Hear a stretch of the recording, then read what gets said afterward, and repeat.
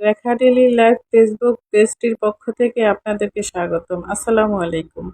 আজকে আমি আপনাদের মাঝে মোরগ পোলাও রান্নার ভিডিও নিয়ে চলে আসলাম।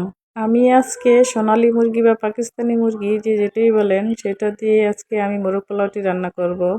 ডিম সিদ্ধ করে নিয়েছি। এদিকে আমি একটা প্যানে কিছু পেঁয়াজ বেরেস্তা করে নিয়েছি। বেরেস্তা করা তেলের উপর আরও কিছু তেল দিয়ে আমি কিছু পেঁয়াজ দিয়ে পেঁয়াজের সাথে কিছু মশলা অ্যাড করে লবণ দিয়ে হালকা একটু বাদামি কালার করে একটু একটু করে সব রকমের মশলা দিয়ে দিয়েছি। আদা রসুনের পেস্ট আর রোস্ট রান্না করতে যে মশলাগুলো লাগে যেমন জায়ফল, জট্টিক, পোস্তদানা, কিছু বাদাম, সাদা গোলমরিচ সবগুলো একত্রে আমি ব্লেন্ড করে নিয়েছি। এর সাথে দিয়ে দিলাম টক দই, সস, শুকনো মরিচের গুঁড়া।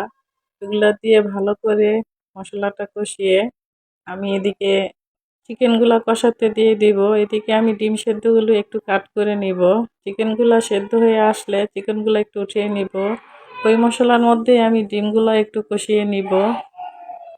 ডিমগুলা কষানো হয়ে গেলে আমি একে একে করে ডিমগুলা উঠিয়ে নিব। আমি কিন্তু অনেক লং সময় নিয়ে মশলাটা কষিয়েছি। অন্য একটি প্যানে ঘি আর তেল দিয়ে কিছু পেঁয়াজ ভেজে নিব। পেঁয়াজটা আমি তেমন ভাজবো না, সাদা সাদা থাকবে। এর মধ্যে আমি চালগুলো দিয়ে দিব।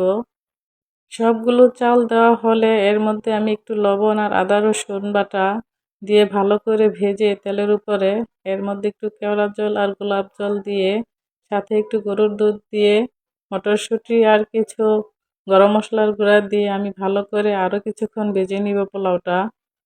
চাউলটা ভালো করে ভাজলে পোলাওটা খেতে খুব স্বাদ লাগে। এর মধ্যে আমি রেখে দেওয়া সেই মশলাগুলো পোলাওয়ের সাথে অ্যাড করে দিব। আর একটু কষানো হয়ে গেলে আমি পরিমাণ মতো গরম পানি দিয়ে দিব। আমি আসলে এখানে পরিমাণ বললাম না, আপনারা যার যার আন্দাজ মতো দিয়ে নেবেন। বলক আসার পর কিছুটা পানি শুকিয়ে আসলে আপনারা এখানে কাঁচামরিচগুলো দিয়ে দিবেন। কাঁচামরিচ দেওয়া হয়ে গেলে প্রায় 80% হয়ে গেলেই কিছু আলু বোখরা অ্যাড করে দিব। পোলাওটা পুরোপুরি হয়ে যাওয়া পর্যন্ত আমি কিছুক্ষণ দমে রেখে দিব। এখন আমার পোলাওটা পুরোপুরি হয়ে গিয়েছে। দেখেন কতটা সুন্দর হয়েছে এবং ঝরঝরা হয়েছে। এদিকে আমি একটি পাতিলের মধ্যে এক লেয়ার করে পোলাওয়ের দিয়ে নিচে উপরে কিছু চিকেন দিয়ে এর উপরে কিছু বেরেস্তা দিয়ে এর উপরে আবার কিছু পোলাও দিয়ে এভাবে 3 লেয়ার করে আমি চিকেন বেরেস্তা পোলাও অ্যাড করে রেখে দিয়েছি। অনেক সুন্দর হয়েছে, ঝরঝরা হয়েছে। আসলে দেখতে যেমনটা লোভনীয় লাগছে, খেতেও খুবই মজা হয়েছে। আপনারা বাসায় রান্না করে দেখবেন। সবার উপরে ডিম এভাবে সাজিয়ে বেরেস্তা দিয়ে হয়ে গিয়েছে আমার পোলাও রোস্ট বা মোরগ পোলাও।